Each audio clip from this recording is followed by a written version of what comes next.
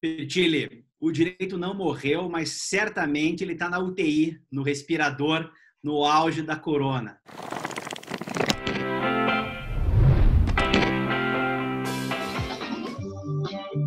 Uou, Dream Theater, The Dance of Eternity, 1999, professor Juju. Daquele disco que ficou muito famoso, Metrópolis Parte 2, um disco chamado Scenes from a Memory. O Dream Theater aqui quebrou tudo, professor. E aí, professor, gostou da trilha hoje?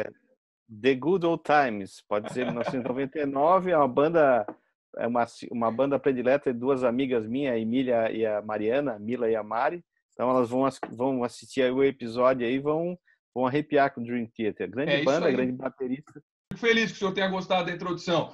Hoje o baterista não é mais o mesmo, mas também a banda continua muito bem, obrigado. Isso tudo porque hoje nós temos Guilherme Lucchesi conosco, professor Juju. Tudo bem, Pertile? Como é que tá, Juliano? Uma alegria estar aqui com você. Bem. Prazer legal, muito grande, cara. professor. Que bom, que bom. O Guilherme Lucchesi é advogado, doutor em Direito, também é professor da Universidade Federal do Paraná e hoje vai conversar um pouquinho com a gente sobre basicamente dois temas. O direito morreu? Porque o rock certamente continua mais vivo do que nunca. Então, como eu sei que tu és um cara que trabalha dogmática penal, a parte mais pesada da ciência do direito penal ali, tentando definir critérios de imputação, conceito de crime na perspectiva analítica, eu vou te encaminhar a questão dentro dessa perspectiva. Guilherme, dentro dessa questão das dogmáticas e das crises dogmáticas que vivemos hoje, tu achas que o direito morreu? Pertile, o direito não morreu, mas certamente ele está na UTI, no respirador, no auge da corona. O direito nunca vai morrer. O direito ele é propriamente uma expressão da sociedade em que nós vivemos, ele é uma forma de nós organizarmos a nossa sociedade a partir de uma série de regras que são estabelecidas não a partir de um direito natural, no qual eu e acho que hoje em dia poucas pessoas ainda acreditam nisso. O direito é uma criação da civilização, do poder legislativo que visa, de algum modo, ordenar a nossa sociedade. Qual que é o grande problema, qual que é a questão hoje relativa a essa sobrevida do direito como nós o conhecemos? A ideia é que, diante daquelas situações em que a lei, de algum modo, não dá conta, diante de um aparente desrespeito e cada vez um maior descaso àquilo que a doutrina efetivamente produz em cima daquilo que nós temos como regramento jurídico posto da nossa sociedade, cria-se um novo papel para o magistrado, para o julgador, que passa a criar novas regras e desconsiderar aquilo que está feito.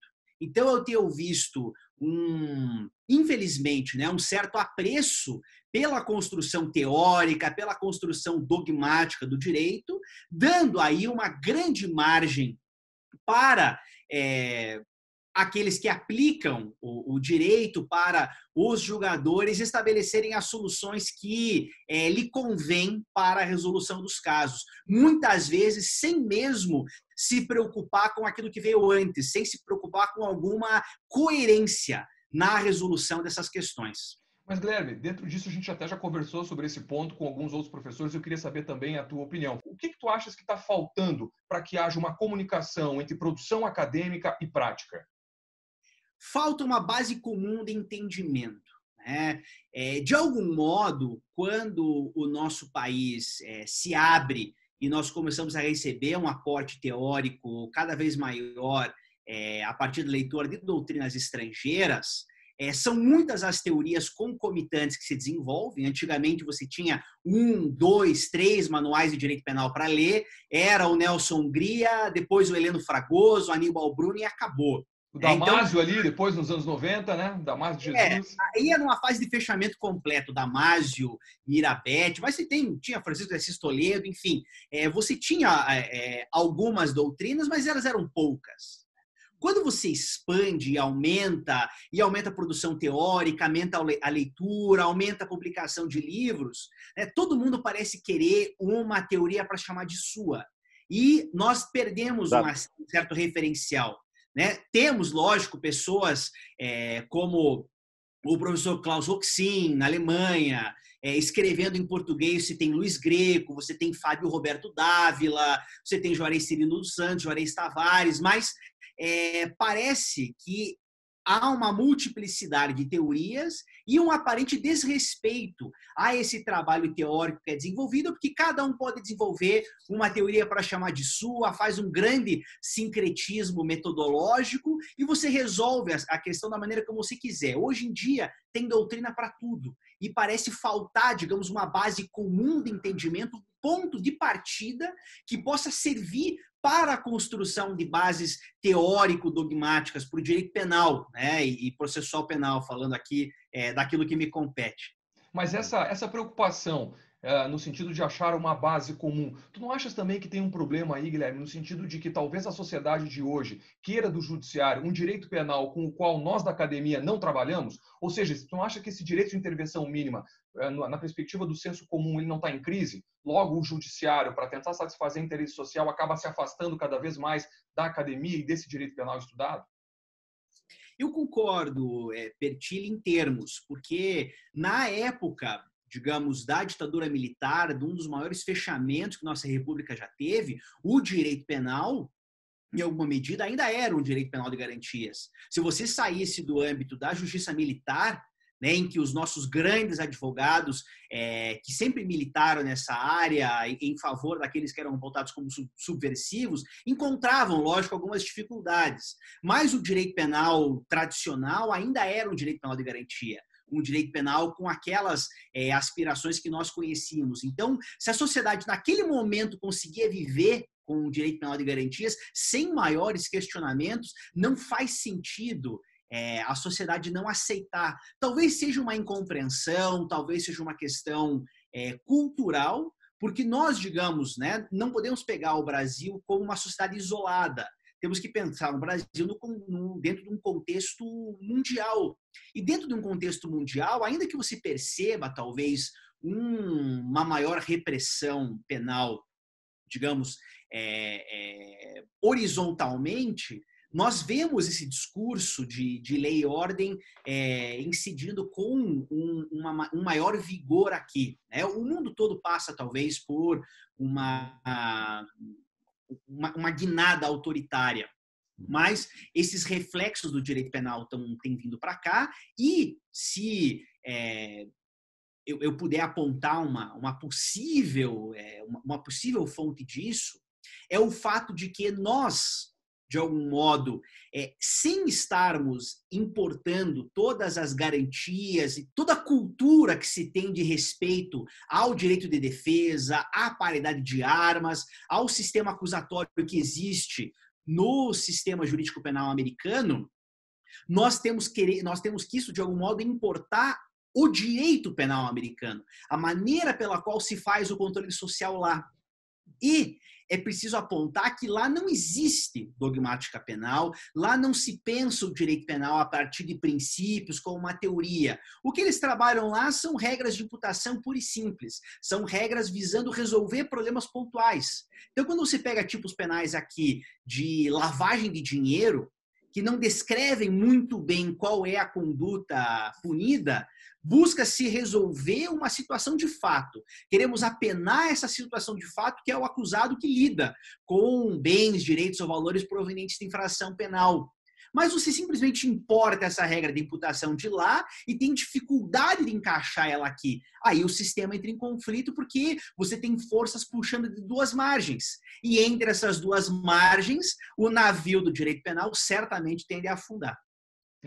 Me diz uma coisa, especificamente com relação à tua pesquisa de doutorado, que depois virou o livro, que inclusive já foi citado aqui pela gente numa entrevista passada. O que tu enxergas ali com relação à cegueira deliberada? Ou seja, aquela teoria que os Estados Unidos acabam trabalhando, né? A ideia do willful blindness, isso é incorporado aqui ou é traduzido aqui, porque também não foi a própria teoria que foi trazida, né? Se tentou fazer uma adaptação. Como é que tu enxergas isso? O que faltou, o que não faltou? Essa teoria é completamente incompatível? É possível, não é? Uma ideia geral para a gente, por favor, Lucas. Faltaram algumas coisas. Primeiro, faltou uma compreensão dogmática do que é dolo. porque somente tenta equiparar a cegueira deliberada com o dolo eventual aquele que não compreende bem qual é a teoria do dolo, quais são os alcances e os limites. Seria possível chegar a resultados muito semelhantes em termos de condenações se se seguisse alguma teoria normativa de dolo, os resultados seriam muito semelhantes. Agora, o que se busca? Resolver uma situação de fato. E aí você pega uma situação de fato que acontece nos Estados Unidos. Acusados que, de algum modo, buscam evitar um conhecimento pleno das circunstâncias das suas condutas. Isso. Pois bem, pega aquilo, temos que lidar com esse problema. Os Estados Unidos chamam isso de cegueira deliberada. Só que aquilo tudo se aplica dentro de um contexto, é outro contexto de legalidade, é outro contexto de imputação, as regras são completamente outras, eles não conhecem a ideia de dolo como nós o conhecemos, vontade consciente de praticar um crime, e essa ideia foi simplesmente trazida. E esse não foi um movimento doutrinário, não foi um movimento acadêmico, isso não foi feito a partir do desenvolvimento de uma teoria. São decisões jurisprudenciais isoladas que, de algum modo, tentam trazer essa lógica para resolver um problema. E, diante da ausência de onde enfiar essa situação, colocaram dentro do dolo eventual. E acabaram, então, dilatando o conceito de dolo e, como tu disseste no título do teu livro, punindo o dolo como culpa. Não é, professor Juju?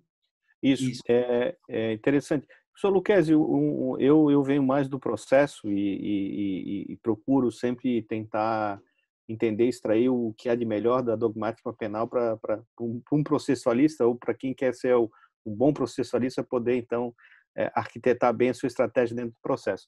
Talvez não seria, e aí é um pouco do meu desconhecimento, mais por curiosidade, e a pergunta do professor, que lá nos Estados Unidos, pela tradição da barganha negocial, onde mais de 90% dos casos nos Estados Unidos são resolvidos de forma de uma composição, não há um perfil, não há um interesse, existe uma ligação do fato de ter acordo e não ter um aprofundamento da teoria. Isso tem uma relação?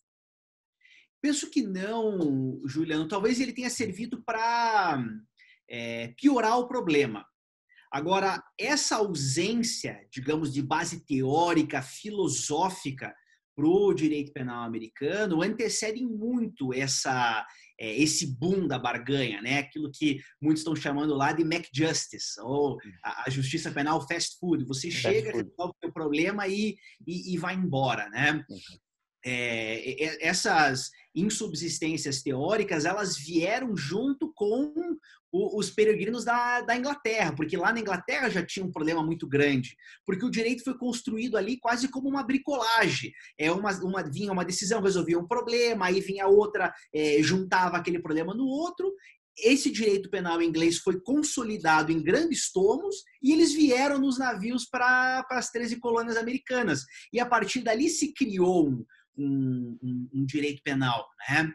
Houve uma tentativa de codificação do direito penal americano na década de 50 e 60. Ela foi adiante em uma série de estados, mas não em muitos deles. E você tem um sistema bastante amorfo. Existem algumas bases comuns, mas ele não tem a mesma construção que a nossa pandectística, por exemplo, teve aqui no Brasil. Isso se deve muito mais ao desenvolvimento do direito privado na nossa tradição romano-germânica, e aí o direito penal pega carona no desenvolvimento de todas essas teorias, e isso simplesmente não aconteceu lá. Não existe um direito civil nos Estados Unidos. Tem o direito dos contratos, o direito de responsabilidade civil, mas não tem uma teoria agregadora, e acho que isso é algo que faz muita falta no desenvolvimento dogmático deles. Se é que se pode falar em dogmática lá. Sim. Guilherme, fazendo agora uma análise, algumas questões, por exemplo, europeias, que são trabalhadas muito hoje na Alemanha, também na Espanha, da questão do funcionalismo penal. Para quem nos acompanha aí e não sabe muito bem sobre algumas questões básicas do sistema penal, a gente pode ver hoje alguns movimentos funcionalistas que acabam, então, aplicando o direito penal a partir de uma função política que se dá a ele. Como é que tu tu analisas essa questão dentro da perspectiva dogmática? O direito nunca pode ser um fim em si próprio, Pertillo. Ele sempre tem que buscar, né, algum fundamento político-criminal. Nesse ponto, eu considero o funcionalismo penal, principalmente o funcionalismo teleológico do Klaus Oxin, como algo que é mais honesto, é mais sincero, porque ele visa, de fato, lidar com os problemas, né? A grande dificuldade para nós é que a nossa matriz dogmática é uma matriz finalista. Nós estamos aqui há 60 anos martelando que a ação é um comportamento humano dirigido a uma finalidade, toda a teoria do delito ela vai ser construída em cima daquele conceito de ação que vem desde o Wälzel, e é muito difícil você dar um passo atrás e dizer, não, na verdade o conceito de ação não é tão importante assim, na verdade nós temos que olhar para o bem jurídico e para a função de proteção de bens jurídicos que o direito penal tem e reconstruir a teoria a partir daí. São poucos os trabalhos que efetivamente conseguem fazer isso, mas penso que seja importante. Se pega bons manuais, por exemplo, eu mencionei o professor Juarez Cirino dos Santos, ele é um manual interessante porque ele segue a base dogmática finalista, mas ele vai acoplando elementos que não são, como é que eu posso dizer, não são contraditórios, do funcionalismo, e isso vai agregando a teoria. Mas você tem grandes manuais funcionalistas no Brasil, eu lendo o meu amigo professor Fernando Galvão, da Federal de Minas Gerais, o professor Paulo César Busato já deu um passo além do finalismo e ele começa a reanalisar o direito penal a partir da filosofia da linguagem. Eu ia perguntar já interrompendo, para o professor Lucchesi, claro. Direito penal é ciência ou linguagem? Vamos, quem sabe nós vamos ter o professor Busato aqui também, qualquer dia desse. Qual é a sua opinião? Vale muito a pena trazer o professor Busato. Eu não considero o direito propriamente uma ciência. Tem boas obras. O professor Gimbernau Ordeig, ele tem um livro chamado O Conceito e Método da Ciência do Direito Penal. É muito interessante porque ele analisa a partir dessa perspectiva científica. Eu, particularmente, fico mais numa visão lusitana do assunto, que vê o direito penal, o direito mais como uma técnica. É uma técnica rigorosa, nós conceitos que são muito bem delimitados, mas é muito mais uma técnica de resolução de problemas do que uma construção científica. E aí penso que a posição do Busato a respeito da linguagem, da gramática profunda, ela vem muito a calhar e vem a somar nessa ideia. Dentro dessa ideia toda que a gente está discutindo aqui, nós precisamos hoje de uma reforma da parte geral do direito penal? Hoje tem se discutido sobre isso, né? Tem comissões já formadas no Congresso para discutir um novo Código Penal. Inclusive, o professor Greco já veio para cá, já participou de algumas sessões lá no Congresso sobre a possibilidade de uma nova parte geral. Se fosse para escrever uma nova parte geral, o que tu achas que hoje a gente precisaria aí mudar? A grande questão da parte geral, acho que você já colocou bem o problema, né? É que parte geral nós vamos ter. Qual é a mudança? O anteprojeto que tramita hoje perante o Congresso Nacional, ele não vem bem a atender todas as questões que são colocadas. Na verdade, torna-se um sistema penal que representa algum grau de piora. Essa parte geral de 84 que nós temos, apesar de todos os seus defeitos, nós já sabemos bem lidar com ela. Há um projeto, uma proposta alternativa da comissão Greco, né? O professor Luiz Greco, Alaor Leite, Adriano Teixeira, Gustavo Quant. Eu devo estar esquecendo alguém, eu peço desculpas para aqueles que eu estou esquecendo, que fizeram parte dessa proposta alternativa. Ela visa, de fato, resolver alguns problemas, né? Toda a nossa parte de justificações é ruim. O nosso conceito de dolo, que foi um tema que eu tratei bastante na minha obra, ele não é o melhor conceito do mundo, mas em alguma medida é um conceito, muitos sistemas não o têm, talvez fosse melhor até abolir o conceito de dolo para poder ter uma abertura um pouco maior, mas o maior problema que nós temos realmente é na parte da teoria da pena. A maneira como a gente tem dosimetria, toda a questão da prescrição penal precisa de uma reforma profunda, ela é muito bagunçada, há uma confusão enorme de prescrição da pretensão acusatória, pretensão executória. Então, há uma série de questões aqui. Uma reforma pontual talvez não desse conta, mas tenho bastante receio de que nova parte geral nós teríamos, né? Discussões importantes quanto à responsabilidade penal de pessoa jurídica, que é uma questão processual para o Juliano, que também gosta de processo, né? Como que nós vamos resolver o processo penal das pessoas jurídicas? Quem vai ser interrogado? Quem vai celebrar um acordo de não persecução penal? Tudo isso é importante e parece que não foi pensado na Lei de Crimes contra o Meio Ambiente, e se isso vier à tona, que está nas propostas que hoje tramitam perante o Congresso, é algo que vai ter que ser resolvido. Então, é realmente uma questão profunda a ser discutida. Tu achas que o momento político que a gente vive hoje, a característica que o Congresso tem, as ideias de um senso comum acerca de justiça que estão sendo pulverizadas por aí, são proporcionais a uma reforma necessária desse direito penal, Guilherme?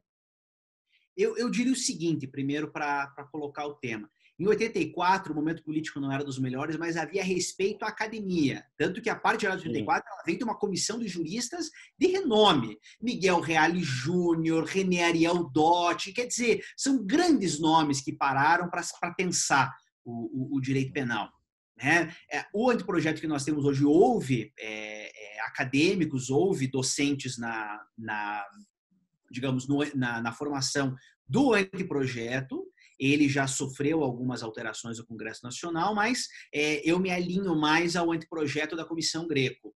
Agora, de todo modo, né, o funcionamento do Congresso Nacional talvez possa ser avaliado a partir da proposta recente do Ministério da Justiça e Segurança Pública aqui no Brasil, que foi apelidado de Lei Anticrime, é um nome péssimo, foi montado talvez só pelo ministro comandando uma equipe de seus assessores que ninguém sabe quem são, ou pelo menos nós não sabemos quem são, isso não foi publicizado, não houve propriamente uma exposição de motivos, houve um ofício que foi encaminhado na mensagem de lei ao Congresso Nacional, e o Congresso Nacional fez o que fez com o projeto, né? Depenou o projeto, transformou ele completamente, em alguns pontos ele melhorou bastante, em outros pontos ele representou possivelmente uma piora, houve questões que vieram absolutamente do nada e que passaram a integrar o corpo da Lei 13.964, então talvez diga muito mais a questão do momento político de relacionamento do Planalto com o Congresso Nacional do que propriamente uma questão das reivindicações da sociedade. As duas últimas experiências, que foram uma, o pacote anticrime, e outra, o anteprojeto de lei das 10 medidas contra a corrupção do MPF, mostram que o Congresso Nacional, ainda que ele seja sensível às vozes da rua, ele sabe exercer sua autonomia quando ele entende ser necessário. Bom, mas temos, como eu disse, no nosso primeiro programa, Juju, temos que falar de rock nesse programa, né? Então, professor Juju, encaminha a questão, então, professor Guilherme. Direito e rock. Por que o rock não morreu? O rock nunca vai morrer, né? O rock é muito versátil. Quer dizer, se você pega desde a origem do rock and roll, era um som muito mais suave e ele teve uma prole bastante extensa. Quer dizer, eu posso estar vestindo uma camisa do Iron Maiden e achar que isso é rock and roll, posso conversar com o meu pai que gostava dos Beatles e dizer que isso é rock and roll. Quer dizer, o rock ele atende a todos os gostos, atende a todas as tribos. Então, nesse ponto de vista, o rock sempre vai ter o seu público, sempre vai ter quem agradar, né? É uma música que encaixa com todo e qualquer sentimento. Tá numa fossa, ouve uma baladinha romântica de rock, tá querendo se animar para uma sustentação oral, para uma audiência, bota lá um Slayer, alguma coisa, e você já entra na pilha. Então, nesse ponto, o rock sempre vai estar muito presente. Agora, como eu posso relacionar o direito e o rock? Está um pouco ligado àquilo que a gente vinha falando, que não é propriamente um problema quando se pensa em música, das diferentes facetas do direito penal. Há muitas teorias, há muitas vertentes. Aquele que se apaixona pelas ciências criminais tem muitas perspectivas diferentes de pesquisa. Você pode estudar o direito penal tradicional e se especializar em tribunal do júri. Você pode ir para a área do direito penal econômico. Você pode ir para a área da criança e do adolescente, estudar criminologia, estudar dogmática comparada. Quer dizer, são muitas as frentes e é um pouco como o rock. Ele vai abrindo suas diferentes vertentes. O que tu andas escutando, Guilherme? O que tu escutas?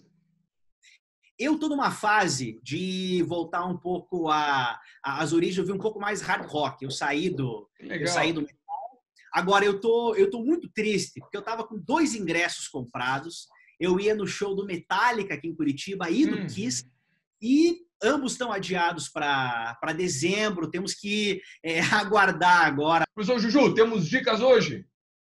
Temos dica de filme bem rápido, então até vou fazer a próxima aí, uma surpresa para o Marcelo. Os meus solos estão já no meu roteiro. Então, primeiro é um filme, A Vingança do Conde Monte Cristo. Eu vi primeiro eu vi o desenho quando era criança, depois eu recebi então da minha madrinha 2 livros, dois do Alexandre Dumas, Os Três Mosqueteiros e o romance a Vingança do Conde Monte Cristo. Vi o filme depois, né? As duas, muito bom. Então acho que dá para analisar por várias formas o sistema judicial da época, bem inquisitorial, figura do promotor que vira juiz, enfim, e a vingança mesmo, né? Porque isso é intrínseco à condição humana, né? Quem nunca pensou em se vingar? Então, e depois eu acho que a segunda dica de som, então, Deep Purple. O senhor veio pesado hoje, professor. O senhor veio profundo e bom hoje, hein? Um dos primeiros discos, Made in Japan, ao vivo, Deep Purple para mim, então, bem nos anos 90, quando eu comecei a realmente entrar um pouco mais em coisas pesadas. Show de bola! Você que está nos escutando, você que está nos vendo aí, começamos com Dream Theater, passamos pelo Iron Maiden, da camisa do professor Lucchesi, indicação de Ramones do professor Lucchesi, Sex Pistols, Deep Purple. Boa. Olha só, hoje foi pesada a coisa. Bom, o nosso tempo está acabando. Queria agradecer demais o Guilherme por ter cedido um pouquinho de tempo para a gente. Muito obrigado. Conte conosco sempre que precisar, meu amigo.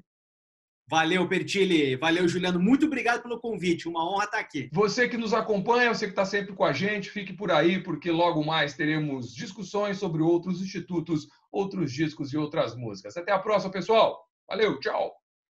Valeu.